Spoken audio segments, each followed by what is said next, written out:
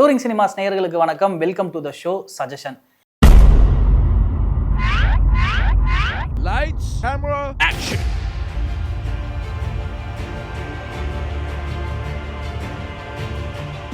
இன்னைக்கு நம்ம சஜஷன்ல எந்த படத்தை பத்தி பேச போறோம் அப்படின்னா 127 ஹவர்ஸ் படத்தை பத்தி தான் பேச போறோம். இந்த படம் 2010ல ரிலீஸ் ஆச்சு. ஸோ இந்த படத்தை பற்றின கதை என்ன அப்படின்னா, இந்த படத்தினுடைய ஹீரோ வந்து மலை ஏறக்கூடியவர். இந்த பாலைவனங்களில் பாறை இடுக்குகள் எல்லாம் வந்து மலை ஏறக்கூடிய ஒரு கேரக்டர். ஸோ இவர் ஸ்டார்டிங்கில் வந்து நைட்டு அவர் வீட்டில் இருந்து வந்து கிளம்புவார். இவரோட கேரக்டர் எப்படி காட்டப்படும்னா, ஸ்டார்டிங்கில் ரொம்ப முக்கியம் இதுதான். ஏன்னா வந்து ஸ்டார்டிங்கில் ஒரு அலட்சியமான கேரக்டராக காட்டுவாங்க. வீட்டில இருந்து யாராவது கால் பண்ணாலோ எடுக்க மாட்டார். இவர் எங்கே போகிறேன் வரேன் அப்படின்றதை வந்து யாருக்கிட்டையும் சொல்லாமல் தான் வந்து ட்ராவல் பண்ணுவார்.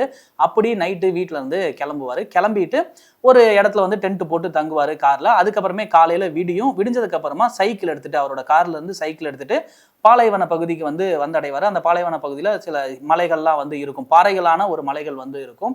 அங்கே வந்து ஒரு 2 பொண்ணை பார்ப்பார் தலைவர். பார்த்துட்டு அந்த பொண்ணுங்களுக்கு வந்து வழி தெரியாது சரியா. அப்போ என்ன பண்ணுவார்னா, வாங்க நான் உனக்கு வழி காட்டுறேன் அப்படின்னு சொல்லிட்டு அந்த 2 பொண்ணுங்களோட டிராவல் பண்ணுவார். மலைகளில் எப்படி வந்து நடக்கணும் அப்படின்றதையும் கற்றுக் கொடுப்பாரு தலைவர். ஸோ அப்போ என்ன ஆகுனா, ஒரு கட்டத்தில் இந்த பாறைகளில் இடுக்கில் கையை வச்சு இப்படி தான் நடக்கணுன்றதுல வந்து கீழே வந்து ஹீரோ விழுந்துருவான். இந்த 2 பொண்ணுங்களும் என்ன சொல்லுவாங்கன்னா, அவ்வளோதாண்டி இவன் செத்து போயிட்டான் அப்படின்ற மாதிரி வந்து சொல்லுவாங்க. அப்போ கீழே வந்து பெரிய ஒரு இது மாதிரி ஆறு மாதிரி குளம் மாதிரி வந்து இருக்கும். அப்போ இவர் சத்தம் போடுவார். ஏன்னா தலைவனுக்கு தெரியும் இங்கே வந்து இந்த ஒரு குளம் இருக்குது அப்படின்றது. அப்போ அந்த 2 பொண்ணுங்களையும் கூப்பிடுவார், கீழே வாங்க இங்கே நல்லா இருக்கும் அப்படின்னு சொல்லிட்டு அவங்க 2 பேருமே வந்து குதிப்பாங்க. ஸோ ஒரு புதுவிதமான ஒரு எக்ஸ்பீரியன்ஸை 2 பேரும் வந்து ஃபீல் பண்ணுவாங்க. அப்போ 3 பேருமே குளிச்சுட்டு அதுக்கப்புறம் இந்த பொண்ணுங்க இவர் எல்லாமே நடந்து வருவாங்க. நடந்து வந்துட்டு அந்த பொண்ணுக்கு அந்த 2 பொண்ணுல ஒரு பொண்ணுக்கு இவர் மேலே வந்து க்ரஷ் ஆகிடும். அப்புறம் தலைவன் தாட்டாலாம் காட்டிட்டு, இல்லை உங்கள் பாதை வேற என் பாதை வேற அப்படின்னு சொல்லிட்டு என்ன பண்ணுவானா, இவனோட பாதையை வந்து மறுபடியும் பயணிக்க ஆரம்பிச்சிடாரு தனியாக. அப்படி ஒரு கட்டத்தில் வந்து மலை இடுக்குகளில் நடந்துட்டு இருக்கும்போது என்ன ஆகும் அப்படின்னா, ஒரு பாறையோட சேர்ந்து எதிர்பாராத விதமா இவருமே வந்து கீழே விழுந்துருவாங்க. உலகும்போது ஒரு பெரிய பாறை வந்து சென்ட்ரா வந்து இவரோட கையில வந்து சிக்கிக்கும். இந்த பாறை மாட்டினதுக்கு அப்புறமே இவருக்கு வந்து ஃபீலே இருக்காது. அதாவது கையில வந்து பாறை மாட்டிருக்கும், என்ன நடந்துச்சு அப்படின்னு வந்து ஃபீல் பண்றதுக்கே கிட்டத்தட்ட ஒரு 2 நிமிஷம் ஆகும். அதுக்கப்புறம் தான் நம்ம கை மாட்டிருக்கு அப்படின்னே வந்து ஹீரோ உணர்வான். இப்ப கை மாட்டிருச்சு, இதுல இருந்து எப்படி வெளியெடுக்க போறான் அப்படின்றதான் கதை இங்க இருந்து ஆரம்பிக்க போகுது. கிட்டத்தட்ட வந்து 127 ஹவர்ஸ் வந்து இதுல மாட்டிப்பாரு, இந்த ஒரு டிராப்புக்குள்ள வந்து மாட்டிப்பாரு. ஸோ இந்த 127 ஹவர்ஸ்ல இந்த ஹீரோ என்னென்ன பண்றான் அப்படின்றது வந்து நமக்கு பார்க்கும்போது உண்மையாலுமே பதப்பதக்க வைக்கும். ஏன்னா அந்த பேக்ல வந்து பாத்தீங்க அப்படின்னா ஒரு கத்தி, அதுக்கப்புறமே வந்துட்டு ஒரு கேமரா, ஒரு டார்ச் லைட்டு, இந்த மாதிரியான அப்புறம் ஒரு ரோப்பு, இது இந்த ஒரு 4 விஷயம் தான் இருக்கும். ஸோ ஹீரோ ஃபர்ஸ்ட் என்ன பண்ணுவானா, ஸ்டார்டிங்ல வந்து ரொம்ப பயந்துருவான். அப்போ வந்து ஒரு தண்ணி பாட்டில் எடுத்து தண்ணி குடிப்பான். அப்போதான் அவனுக்கு வந்து ஒரு விஷயம் வந்து ஞாபகத்துக்கு வரும்.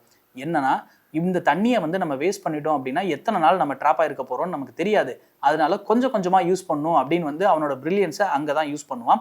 அப்புறம் அவர்கிட்ட இருக்க கத்தி எடுத்துட்டு வந்து என்ன பண்ணுவார், அந்த பாறையில வந்து குத்தி குத்தி குத்தி எப்படியாவது உடைச்சிடலான்ற ஒரு ஐடியாவில் இருப்பான். அந்த குத்தும் போது என்ன ஆகும் அப்படின்னா, கத்தியும் வந்து கொஞ்சம் நேரத்தில் கூர் மலிங்கிரும். ரொம்ப நேரம் வந்து அவனால் அந்த பாறையை உடைக்கிறதுக்கு ட்ரை பண்ண முடியாது.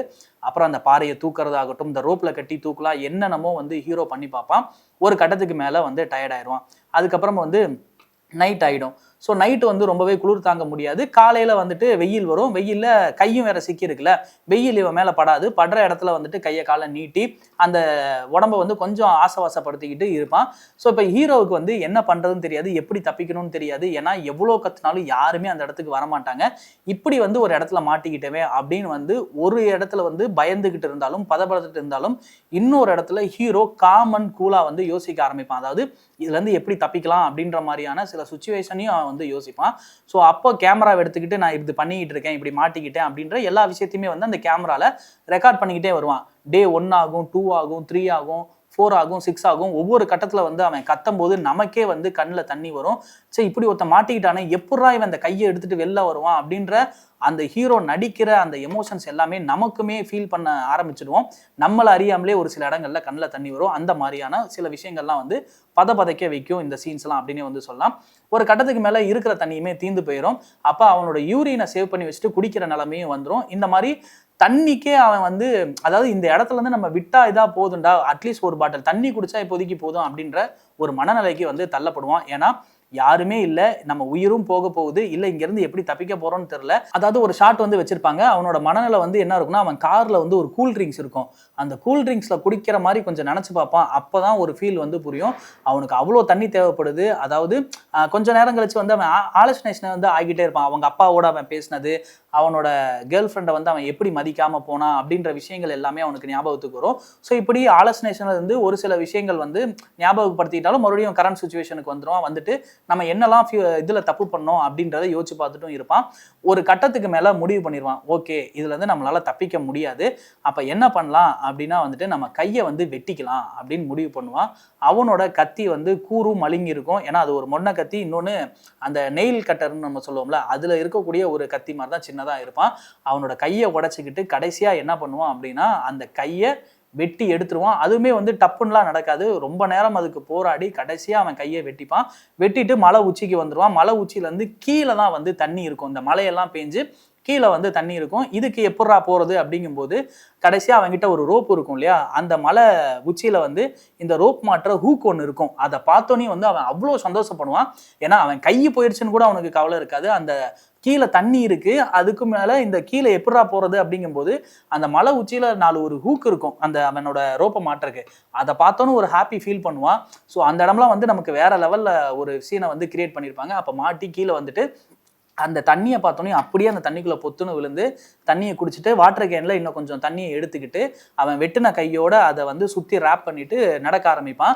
எங்கேயாவது ஆட்கள் இருப்பாங்களா, நம்மளை காப்பாற்றிடுவாங்களான்ட்டு போகும்போது அப்போ ஒரு ஃபேமிலி எதிர்க்க மாதிரி வரும் அந்த பாலைவனத்தில். வந்துட்டு இவனோட சுச்சுவேஷனை பார்த்துட்டு நேராக ஊருக்குள்ளே ஓடி போய் ஹெல்ப் லைனை கால் பண்ணி ஒரு ஆம்புலன்ஸை கொண்டு வருவாங்க. ஆம்புலன்ஸ் வந்ததுக்கு அப்புறமே இவன் ஆம்புலன்ஸ்ல இருக்கவங்க என்ன பண்ணுவாங்கன்னா ஸ்ட்ரக்சரை எடுத்துட்டு வரேன் அப்படிம்பாங்க.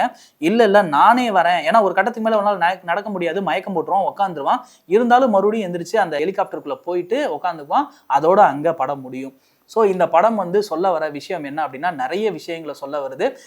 இது உண்மையாலுமே நடந்த சம்பவம் அப்படின்னே வந்து சொல்லலாம். ஏன்னா ஆரோன் ரால்ஸ்டன் அப்படின்றவர் வந்து ஒரு மலையேறவர், அவருக்கு இந்த மாதிரி நடந்தது. ஸோ இதுக்கப்புறமே நீங்க நினைக்கலாம் இதுக்கப்புறமே அவர் மலையேறதெல்லாம் விட்டுருவாரு அப்படின்னு நீங்க நினைச்சிருப்பீங்க. அடுத்த ஒரு வருஷத்துலேயே அவருக்கு கல்யாணம் ஆச்சு. இதுக்கப்புறம் இன்னமும் ரொம்ப சுறுசுறுப்பாகவே வந்து அவர் மலையேறாரு.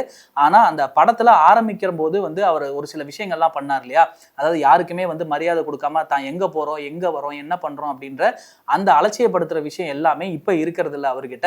ஏன்னா எங்கே போகிறோம் எங்கே வரோம் அப்படின்றது எல்லாமே அவர் குடும்பத்துக்கு தெரியப்படுத்துறாரு. நான் இப்போ எங்கே இருக்கேன் அப்படின்ற வரைக்கும் அவர் தெரியப்படுத்துறாரு. அவர் லைஃப்பில் என்னென்னலாம் மிஸ்டேக் பண்ணாரோ அந்த 127 ஹவர்ஸில் வந்து அவர் அதை ரிலீஸ் பண்ணி இப்போ பண்றது இல்லை.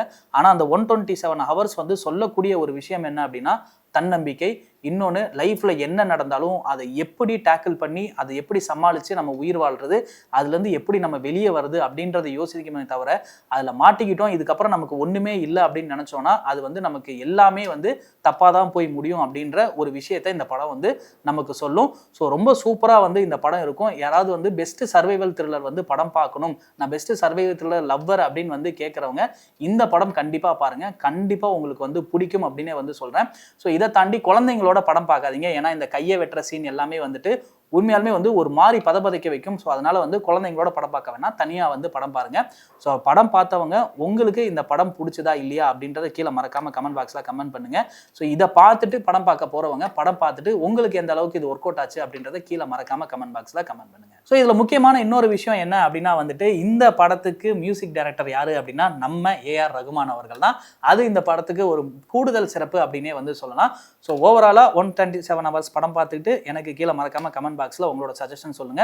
ஸோ இதோட நான் கிளம்புறேன். இதே மாதிரி நெக்ஸ்ட் வர சஜஷனில் உங்களை வந்து மீட் பண்ணுறேன். அடுத்த bye from signing off VJ Arjun Manikandan.